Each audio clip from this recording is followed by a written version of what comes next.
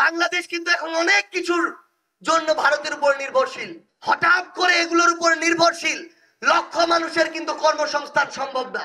যারা বাংলাদেশের মানুষকে দেশে এবং দেশের বাইরে থেকে বিভিন্ন ভাবে শোষণ করতে করতে এই শোষণ তাদের রক্তে জমে গিয়েছে, তারা কিন্তু এই রক্ত থেকে ভালো রক্তের দিকে এত সহজে যেতে চাইবে না। আমাদের সবার একসাথে এই রক্তগুলোর বিরুদ্ধে ফাইট করতে হবে। কিন্তু এখানে গুরুত্বপূর্ণ কিছু দেশের এবং দেশের বাইরের চক্রান্ত বুঝতে হবে।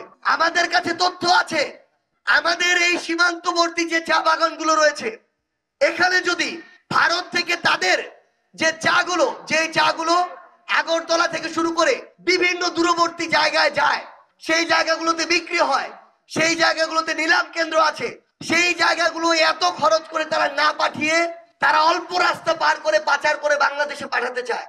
সমস্যা হবে দুইটা।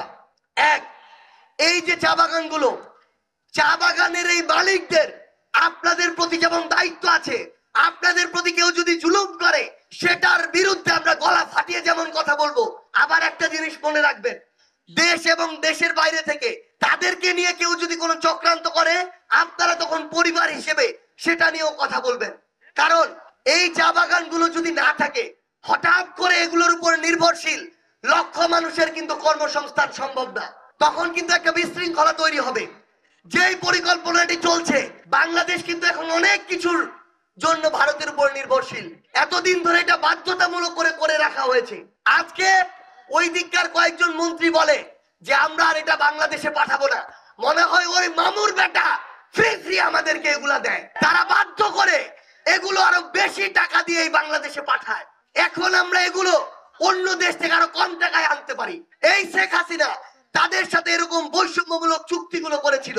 এখন তাদের এই যে বাণিজ্য, তারা যে টাকাগুলো পেত এগুলো আরো অনেক কমে গিয়েছে। এখন তারা আবার ব্যবসার জন্য তাদের জায়গা থেকে আবার কথা বলছে।